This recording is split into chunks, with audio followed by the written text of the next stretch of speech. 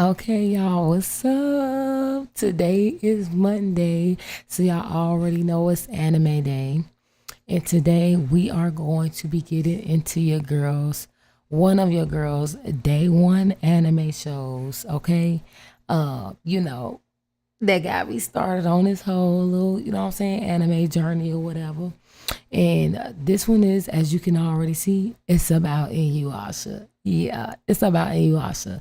So this video is about why did we all love Inuyasha from a retrospective review. So I'm interested in to see like, what this creator comes up with and see like if I agree, if I don't agree, give my little take on it. You already know. So let's go ahead and hop right into it and see what they talking about.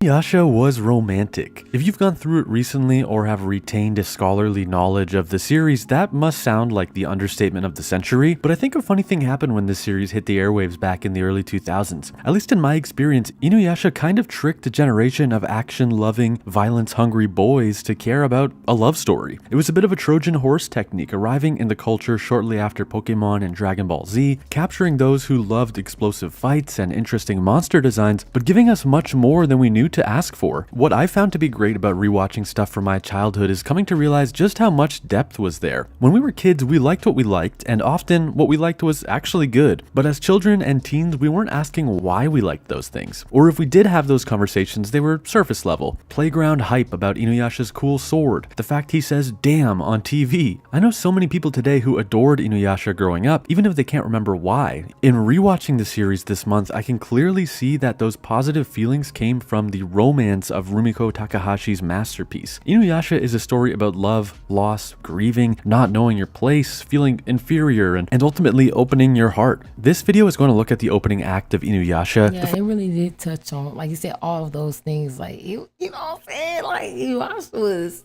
yeah. First 5 episodes, well, 7 really, but we'll focus in on 1 through 5 What to give you a small happened? example of how grieving, not knowing It was just working. What happened? My headphones still on.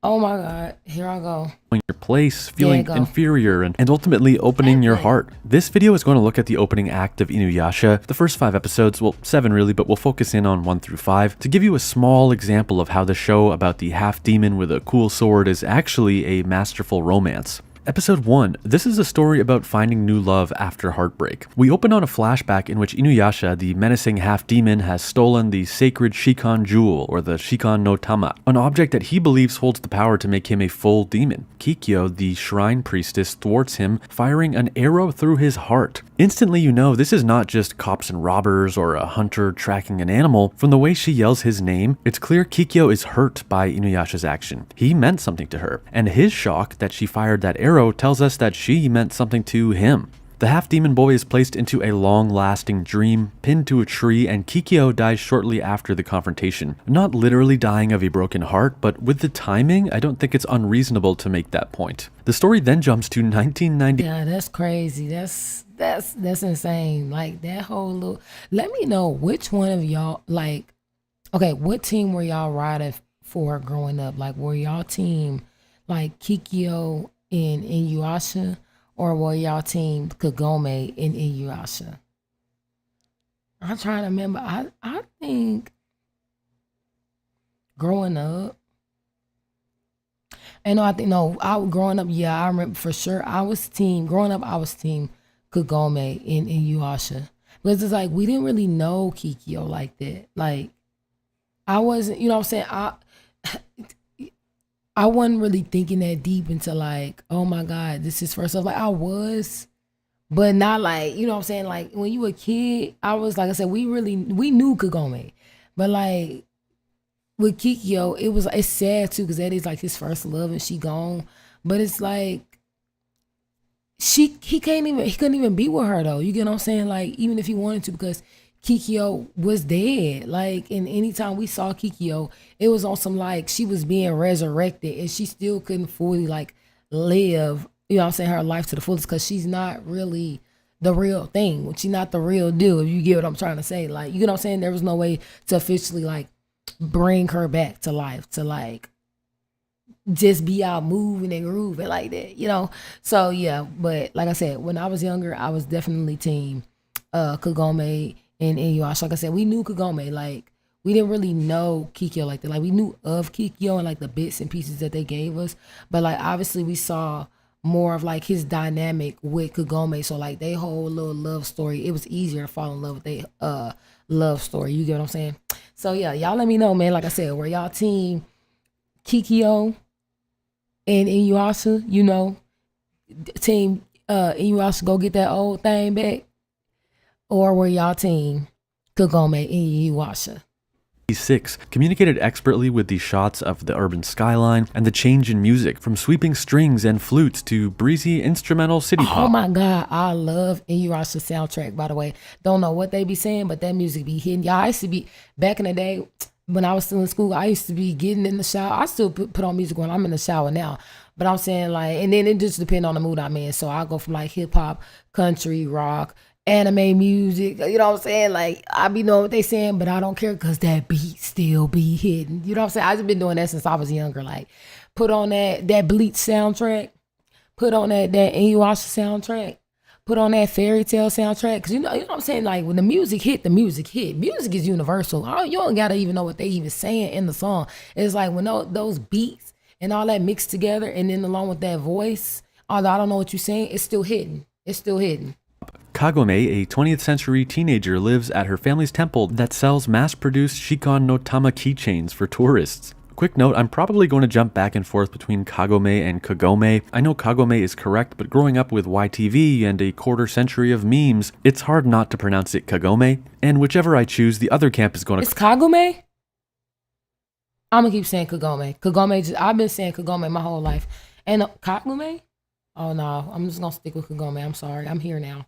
comment that I'm saying it wrong, so yeah, you can't win. The modern girl finds a well on her family's land that transports her back to Japan's Sengoku period, the late feudal era, a time of war and violence roughly 500 years before the 1990s. Upon her arrival, she finds the tree that a sleeping Inuyasha is bonded to. Giant roots now wrap around his body, but fundamentally it's the arrow through his heart that's keeping him paralyzed. He says, "I smell it, the blood of the woman who killed me." In their earliest exchange, he mistakes this new girl for the lady from his past. She says, "I'm not Kikyo, my name is Kagome." Translation, "Listen dude, I'm not your ex." When a violent demon appears and threatens to kill not just her but the villagers too, Kagome chooses to pull the arrow out of Inuyasha's heart, dissolving the seal that Kikyo placed on him. Kagome removing the arrow, one left by a woman from his past. I mean, come on, this is such good symbolism. There's the person who shot an arrow through his heart and the one who freed him from that pain, from that paralysis. Then we have Kaide, Kikyo's younger sister, now an elderly woman, saying, "With the arrow removed, Inuyasha will be free to destroy us all." Kaide's character is... You know what, too, now that I think about it, if I remember it correctly, he finna made me go and rewatch Inuyasha again for the 100th time, like I've never seen it before. If I'm not mistaken, was it low-key kind of hitting there too? Like, was Kagome low-key supposed to kind of be like a reincarnation of Kikyo too, in a way? I don't know, y'all let me know. Here to show us how others perceive the old Inuyasha. It's a my ex's sister situation. She tells us what Kikyo, her friends, and family would have thought about Inuyasha in the olden days, and she's issuing warnings to Kagome about what she believes his true nature is. In episode 2, she puts a new spell on Inuyasha, a subjugation spell to pacify the half-demon. It needs a word though, which Kagome must choose. Off the top of her head, thinking Inuyasha's ears remind her of a dog, she goes with Osuari, sit, or sit boy in English. The command causes Inuyasha to slam into the ground like he weighs a ton. This is where Rumiko's past work is really felt. It feels very Ranma half, a comic gimmick putting the hyper-powerful male lead on the back foot. With Inuyasha bested, Kagome and Kaide maintain ownership of the mysterious Shikon no Tama, which it turned out rested inside Kagome. But the funniest thing happens when we cut to morning. For all of his boasting about being a terrifying monster, Inuyasha stayed to protect Kagome through the night. He will insist it was only to protect the jewel, not her, but come on. He is at this stage deeply curious about Kagome, if not yet fully infatuated. I've said nothing about the animation yet since this is a video about the story and romance, but this sequence with the possessed big boy attacking Kagome is unreal. This cut has no business looking so beautiful and creepy. The same can be said for episode 1 and honestly most of this show at any given time. Back to the story. That big boy who attacked Kagome, we learn a three-eyed raven ripped out his heart, nested in there, and controls him like a puppet or like Krang from Ninja Turtles. Not only is this extremely metal, it's another visualization of love and heartbreak. First Inuyasha and the arrow, now a crow ripping out a heart and nesting in the chest. That raven flees with the jewel and Inuyasha chases after it with Kagome on his back. He gives her a bow and arrow, expecting her to shoot the raven out of the sky. He says Kikyo was a master archer, take it down in one shot. With the relationships analogy, this is projecting expectations from your ex. Kagome reminds him that she's not Kikyo, and she's right. Eventually though, Kagome does land a shot at the raven who'd swallowed the Shikon jewel. Only thing is, her shot might have been too good as it hits the jewel and causes it to shatter and scatter into a million pieces. If we view the Shikon jewel as a heart, the metaphor at the center of this entire series becomes clear. With Kagome, Inuyasha embarks on a journey to piece a broken heart back together, to rebuild. We also can't ignore the fact that Inuyasha found this heart, this jewel, literally within Kagome. Episode 3, Down the Rabbit Hole and Back Again, after a fight involving the clothes and the fact that Inuyasha never uses her name, instead choosing words like stupid when referring to her, Kagome winds up going back into the well, returning to the 1990s. Of course, I remembered that Kagome had the ability to travel between the two periods, but in my rewatch, I couldn't believe this happened in episode 3. That's not a criticism of Inuyasha's pacing though. Here, the time leaping / two worlds thing is so vital to the storytelling that it kind of has to happen here as soon as possible. Kagome, we learn, has been missing for 3 days in the modern day. Her family was worried sick, but she's home now. Was it all a dream? Back in the safety of her home, she is effectively offered an out. It's like her trip to the Sengoku period was a crazy party or a weekend trip in another country. Then episode 4, Yuta of the Demon Hair, Inuyasha comes to get her. We're in her family home when a sliding door is thrown open by the half-demon. Are y'all going back or what? If y'all accidentally fall through a well, slip back into the past, and you like, you know what I'm saying? You're a time traveler now. And then you're able to kind of like come and go as you please. Would y'all like risk it? Would y'all like go back, or would you stay like where you at in your modern day? Like, ooh, I'm finally back. Would y'all stay there? Me personally, because you know what I'm saying, I'm just such a curious and adventurous person, to be honest. I would go back. I would go back. Like, okay, like, oh my gosh, I'm a time traveler. I need to go figure out more about this. Yes, a nosy, real good nosy. Yep. I'll be going back. Let's hope I make it back home, because I can't stop going back. I'm nosy. Himself. Whether he uses the words or not, there is an I need you thing happening here, with Inuyasha understanding that he can't stop. You know what though? I don't know though. I don't know, because see, they were over there. This ain't like no regular time travel. Like, she's traveling back in time to a period where they got like demons and all type of crazy stuff going on, and you could literally die at any moment. So yeah, I ain't gonna lie. I don't know though. I might stay, but I'm so like curious though. Like, hey, I got a demon, a half demon fighter on my side. Like, help me out. Keep me alive. Because I would be like so intrigued though. Like, but I am very scary too though. So I don't know. Honestly, that's a hard one. I don't know. Yuta alone. The demon woman's invisible but deadly strands of hair creepily followed Inuyasha into 1996, and now their problems are truly intertwined. He gives her his fireproof red robe to wear, classic giving the girl your jacket move, very smooth Inuyasha. Because Rumiko is a storytelling genius, this gift ends up saving Kagome. Yuta tries to set her on fire to hurt Inuyasha, but his flame-proof robe protects her. Kaide, again, think the ex-sister that you still have to interact with, maybe she's in the friend group or a co-worker, she spells it out for us. Inuyasha needs Kagome and Kagome needs Inuyasha. It's simple, but it's touching hearing it from her, someone who had been in the blast radius of Inuyasha's last relationship. She saw the worst parts of him, but now she sees the good that he is capable of with Kagome. With Yuta defeated, he tells the future girl, "Let's go, Kagome," and she realizes, "That's the first time you've said my name." He goes, "So what?" And she says, "Maybe you've decided to be a bit nicer to me?" Here in 2026, as an adult, I will say the bullying your crush stuff from the late 90s, early 2000s can be grating, but what I will say with Inuyasha is, 1, a lot of the really mean stuff in this series was English dub add-ons. I'm not saying the source material didn't have Inuyasha as a bully, but the dub production loved to really dig into the teasing. 2, the bullying your crush stuff works in Inuyasha because we see how broken and insecure he is, from Kikyo, from his half-demon upbringing, from his relationship to his brother, which we'll get to next. So in keeping with this video, Kagome was really on some like I can fix some type of stuff, y'all. Was Kagome a pygmy? Y'all, was Kagome a pygmy? Is she the like official first official pick me. Cause she really was like thinking back. Like she really was on some like I can fix him.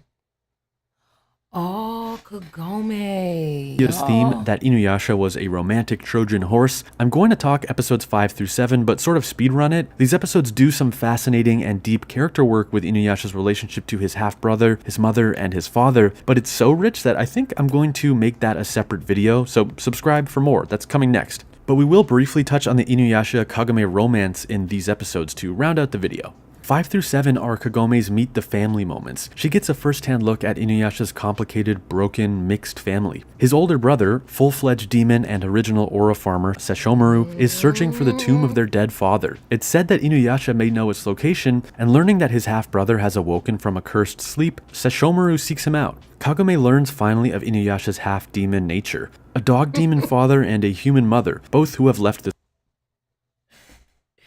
Look, Inuyasha watching this girl, it was like, oh, the character Inuyasha, you know what I'm saying? Like, he cool, like, dang, whatever, right? And then the way they made his brother's character, because, you know, they said he full-blooded, right?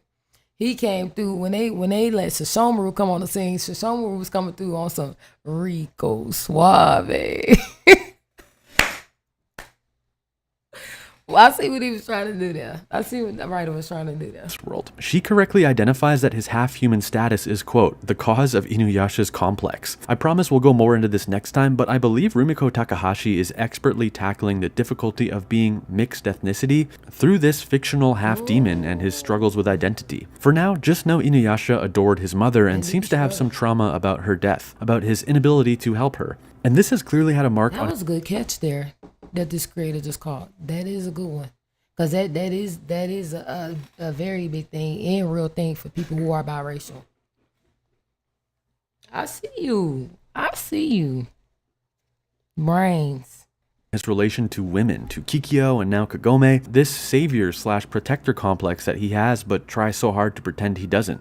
Sesshomaru and Inuyasha are fighting for ownership of their inheritance, a sword forged from a fang of their father, the great and terrible dog demon. But neither brother can pull the sword from its pedestal. It's Kagome, a human, who manages to do it. Inuyasha could not do it alone. Neither could Sesshomaru. Inuyasha needed another, but once it's out, both brothers realize it kind of sucks. The Tetsaiga is small and dull. But when Sesshomaru snaps, goes full demon dog, and threatens to kill Inuyasha and Kagome, she starts panicking. Inuyasha says, no crying. She says, oh, should I laugh? And Inuyasha goes, you should let me protect you. She's kind of shocked to hear him say such a thing. Shortly thereafter, the Tetsaiga begins pulsing, glowing, and changes into this beautiful, massive sword that now matches the description of the dog demon's fang. With Tetsaiga, Inuyasha successfully protects Kagome from his full demon brother, from the full demon part of him, from his demons. Get it?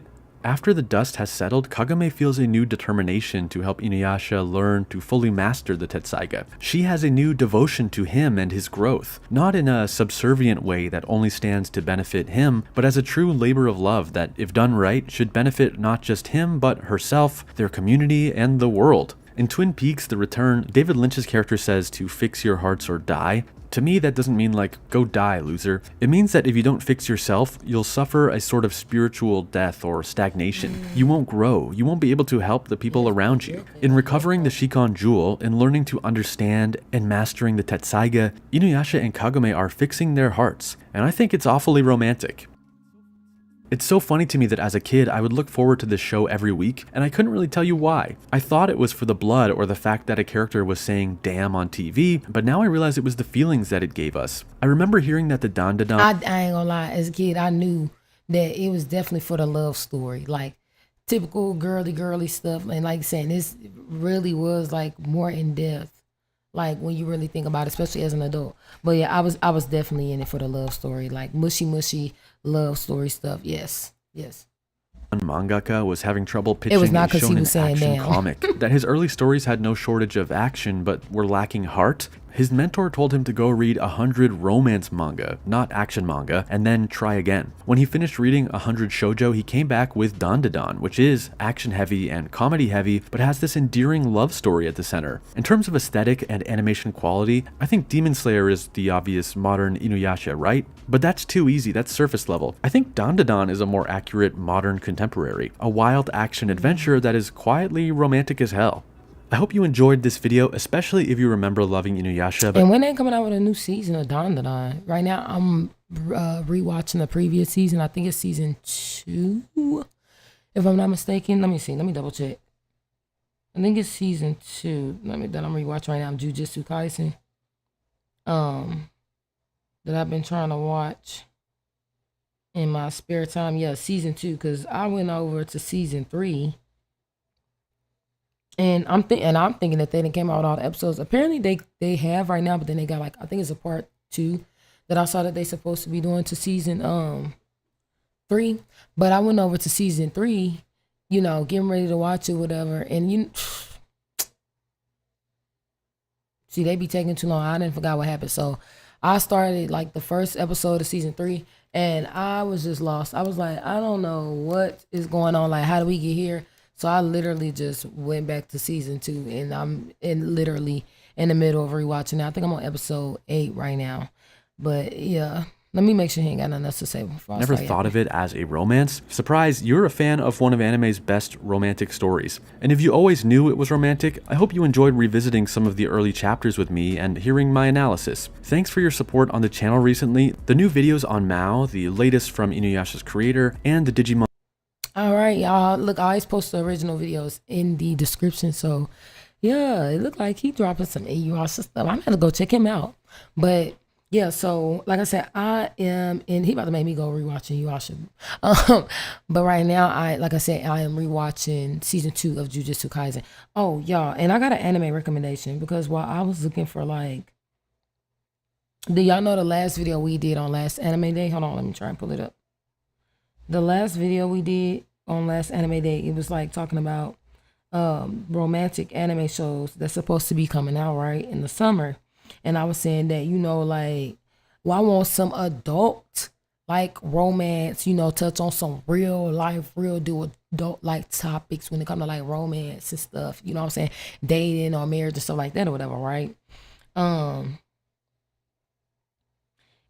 I came across, what's this one? Literally, it's like right after I did that video, and I was looking for something to watch.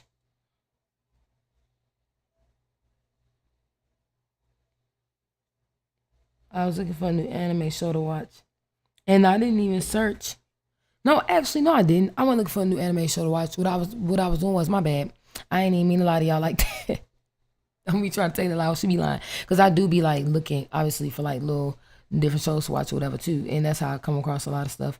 And sometimes I just like read the description real quick, like, oh, I pressed it. But anyways, I came across this show called Kowloon Generic Romance. If you are not an adult, do not go and watch this. This is for the adult anime lovers, right? Kowloon Generic Romance. This is a really good show, y'all. So how I came, how I came across this show was I was on my YouTube channel or whatever, right? And just scrolling through whatever, see like, okay, what new, you know what I'm saying? Little video has been dropped or anything like that I'd be interested in watching or whatever on YouTube or whatever, right? Because I say, y'all know I be putting on stuff to be like a lot of us, like to watch whatever, or like background stuff either when I'm like eating or whatever, or doing stuff, cleaning or whatever around the house or whatever. But anyway, so I came across that show because it was a YouTube like short or whatever that I had clicked on that looked like, you know what I'm saying, pretty interesting or whatever. I just clicked on it or whatever. And when I clicked on it, I was like, oh, this looked like a nice little romance show or whatever, right? Adult romance show or whatever. And matter of fact, let me go see if I can find the short. Cause he was like, he kissed her, but he thought she was somebody else. So basically what it was about, that caught my eye was like, this ear, my bad y'all, it's like irritated. I don't know why it does this when I put these headphones on, but I had to look at that. But anyways, so yeah, I was okay, what's the name of this anime show? So of course I go to the description and then it says, Kowloon Generic Romance. It is a good show, y'all. Like it basically, and I'm like, okay, let me go check this out. You know what I'm saying? 'Cause that little scene right there, look, and when description for the scene on this YouTube short look interesting. When it checked it out, it's a good adult anime show, y'all. And it's basically, I don't want to spoil it for y'all, just go check it out. But it's about, I'm trying to think of how I can tell y'all without spoiling it. Go check it out, y'all. just it's good. It's set around like some sci-fi stuff. When you know what I'm saying, when they talk about like uploading your consciousness, you know what I'm saying, in real life and all that, that's kind of like what this show touches on and stuff, and like uploading your memories and basically like trying to live forever. And y'all, it's like, you know what I'm saying, it be showing like the forbidden fruit type situation, you know what I'm saying, little thing in that show. When you go watch it, like I said, this is for the adults. Go watch it. The adult anime lovers. It's a good show. It was pretty interesting. Um, Wait until you find out like what's what. You gonna be like, what? Like that's crazy. Like it's pretty interesting. I'm not gonna look. I'm gonna wait. I'm gonna wait a little bit. I don't know, maybe a couple like anime days to where I feel like y'all watched it to talk about it. So then I then like spoil it for y'all. And then when I do talk about it, I'll be like, okay, spoiler, spoiler, spoiler, spoiler.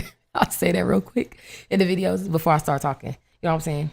Not too much on it. I just want to talk about it, like what y'all thought about it or whatever, if I remember to. But I'm trying to find the show. You know, whatever. I don't want to spoil it for y'all. I ain't even gonna bring it up. Nothing. I'm not even gonna try to bring up the short or nothing. But just go check it out. It's a good adult anime show, like I said. So yeah, check that out. But that's gonna be it for today. Like I said, he's about to make me go and rewatch, you know what I'm saying, one of my day one animes. Y'all already know this. Inuyasha. And that is Bleach, you know, A1 day one anime shows, right? And you know what I'm saying? It's just real nostalgic. Just watching this back just for this little review. And it's like, oh, but life was just so simple. Yeah. But that's gonna be it, y'all. Y'all have a good night and y'all have a good day, of course. Don't forget, I post Monday through Friday. Y'all already know how we rocking out over here. And for specific uploads, check that in the description below. And then, of course, sometimes I do put it in the comment section. And then, you know what I'm saying, sometimes I don't.